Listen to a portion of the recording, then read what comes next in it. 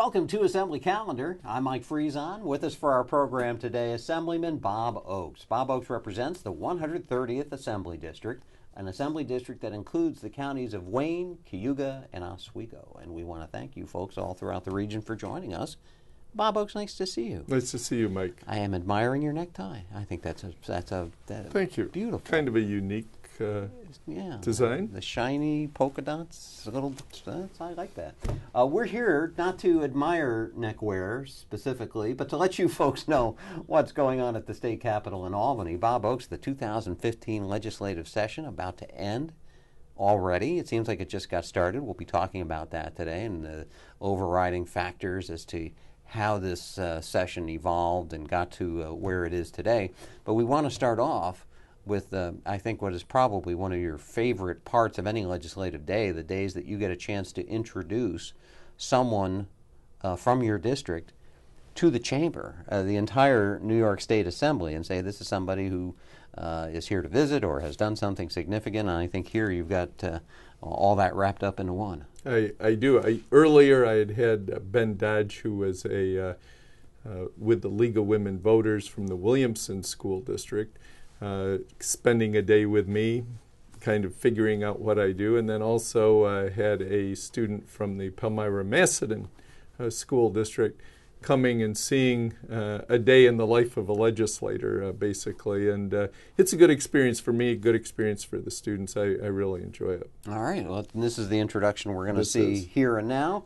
Let's take a look at that. We'll go to the floor of the State Assembly, and then we'll be back with more today from Bob Oaks.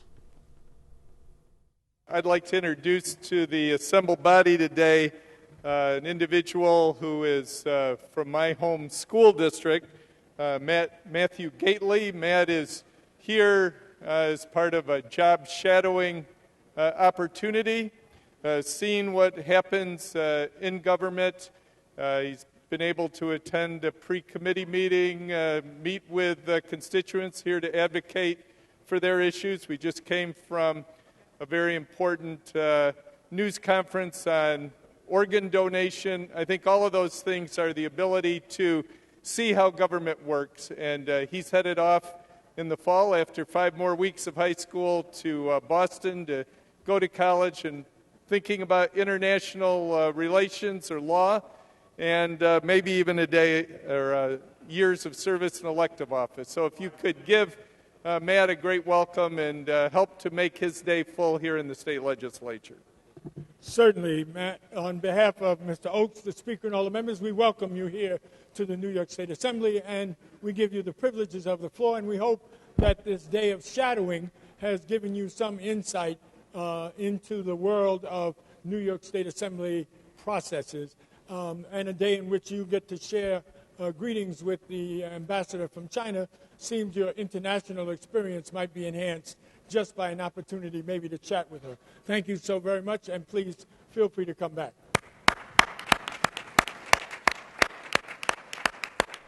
So that's just a great day for the student to come and just sort of shadow, right? I mean, basically it is yes. What that was all about. They're meet with constituents, hear what different people are concerned about, go to committee meetings. He was able to go to a press conference, see a number of things. It is a great experience for kids. Well, that sounds like it's a win-win for everybody then, because it's a great experience for him, and it gives you a chance to impart some of what it is that goes on here at the state capitol, kind of like what we try to do here on this show, but in a one-on-one kind of a situation. That's pretty cool. Now, you know that necktie that I referred to at the beginning of the show? It seems to have changed just a little bit. It has changed. It has changed. It's not those shiny little polka dots anymore. But part of the story behind that, and thank you, Mike, for recognizing. I got to fix your collar though. Here, I can't let that go on. There we are. There we go. Thank you. Yeah. Young man who's a junior at McQuaid High School, but lives in Macedon. Actually, his house kind of backs up to my street. I see him playing basketball out the door. Riley Brenner, young guy, won a competition, actually entrepreneurial competition in the Rochester area. Comes with a scholarship to RIT. We'll see if that's where he ends up going. But to come up with the concept, and he has a business now, of reversible neckties. I'd never seen that. I have never seen that before, ever. So it was a unique idea. So one is you spill something on it, you can change it immediately the same day. Oh, that's awesome. Or if you want to have fewer ties, you can actually have the one that is... So he has multiple ones. You can actually pick, have it custom made, go through, pick out 2 different styles in one. So who's to know? People can get in touch with my office if they really want one for themselves. We'd be happy to give you the referral information. You're got a cut as an agent here? Is that what you're No, not at all. But the Parkley, whatever they call it, up on East Avenue in Rochester, that's one of the outlets for the ties as well. That's just a great story. I mean, well, it is, and it really goes to show, what the young people are capable of these days. You look at Matt, who has some interest in government, Riley, who did the tie, Ben, who I talked about before. I was in a 2nd grade class of Carolyn Young at the North Rose Wolcott School this week. I'm seeing a lot of energy among students and opportunities. In one way, it's very difficult out there in the world what jobs you're going to get, but also there's an awful lot of opportunity. If we do a good job of preparing our kids, I think the sky's the limit. Mr. Oaks, I got to say this up front. Mr. Oaks was telling me before we came up on the set here and broadcasting this about this trip to the 2nd grade class. He was very enthusiastic about this trip and how bright the students were and how well prepared they were by the teacher, getting into historical events and discussions. You were very enthused by this trip. It's nice. Yeah. Here at the state legislature, as I mentioned at the top of the show, the 2015 legislative session is winding down. There's just a handful of days left. And this is where I'll say the bulk of the work begins. There's a lot of volume over these days. The sessions start earlier, you stay later. There's a lot of bills to do. What are the major issues left to be accomplished? And it doesn't. A lot of times we'll look back at this time of year, and I don't know that there's a lot to say that this legislature has done during this session, except to get a budget done on time.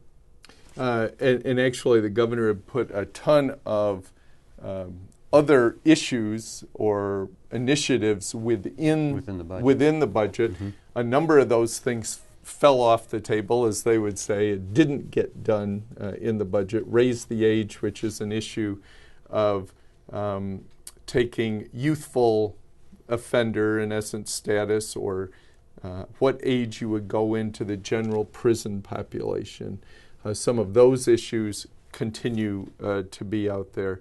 But very honestly, with a new Senate Majority Leader and a new Speaker during this legislative session, people are still kind of figuring out where the pressure points are. And so, very honestly, these last few days, there could be a lot of bills passed, but not necessarily major initiatives that are out there. And some of that is good, some of that is bad. I look at, there was an agreement as a part of the budget to do a pension forfeiture bill.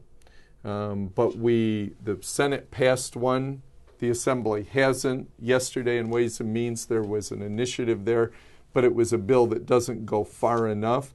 I'm not sure there's enough time to shift all of that around and come up with something that you can get agreement on in both the Senate and the Assembly. For those who aren't keyed into this, pension forfeiture, what that means is that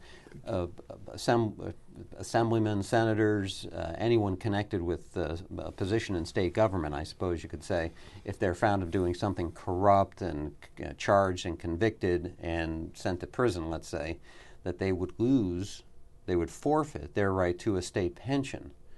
I think that's, even though maybe the Senate and Assembly bills aren't exactly the same and wouldn't become the law this year, still significant that the houses are moving in that direction. That's something that wasn't on the table up until till now, as Right. far as I know. And it's something that would take a constitutional amendment. So it's not something that, even if it passed this year, it's not an automatic that it's going to start in next year. This is going to be a bit of a 2 or 3 year process that it would have to go through.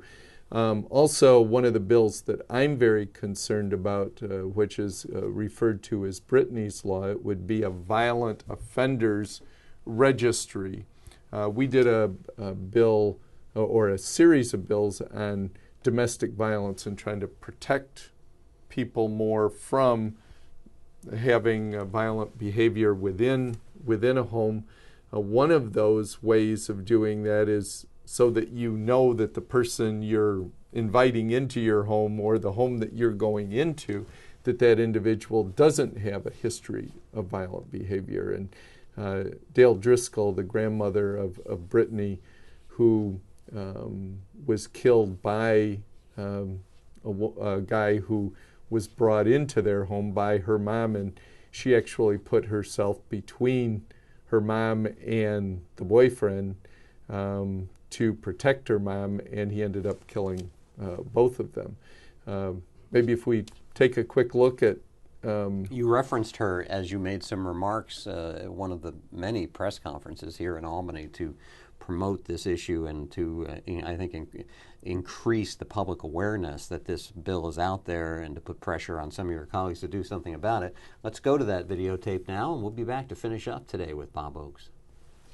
Senator Nizzolio, I'm Assemblyman Bob Oaks, and Dale Driscoll now is a constituent of mine, and although our discussions have been short, as Senator Nizzolio said, Assembly Republican Leader Brian Kolb has been a champion of this bill for years. Have spoken with Assemblyman Giglio and myself, and we've been supporters of this bill. But this year, just a few weeks ago, the Assembly had a day where we passed a number of bills related to domestic violence.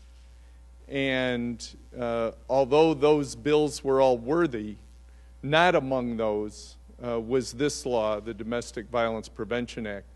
And it was at that time that really I became more, I guess I would say, engaged in this issue. We started, through my office, petition drive. We've focused more on this bill because how can we do just small things toward trying to prevent domestic violence when there is this large piece of the puzzle of strengthening our laws in New York State that was not included in the Assembly. So I hope with Assemblywoman Gunther's support, certainly Assemblyman Kolb, Assemblyman Giglio, and myself, that this is the year that finally this bill can pass the Assembly.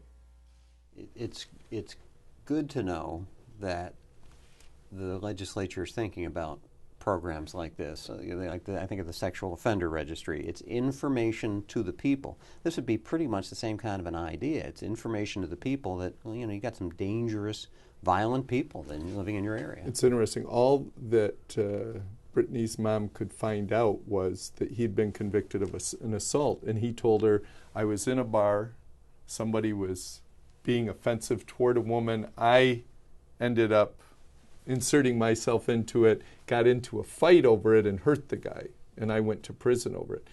That was the story he told her. The real story was he had actually critically hurt his own child and had nothing to do with defending anyone. And so within that situation, having a registry that would show specifically what happened, that we feel that would help protect future people in situations. And there's a way for people to sign a petition. If you like this idea, folks, contact Assemblyman Oaks' office, find out about it. We're out of time. Bob Oaks, thanks for joining us today. Thank you. Thank you, folks, too. See you for our next Assembly Calendar.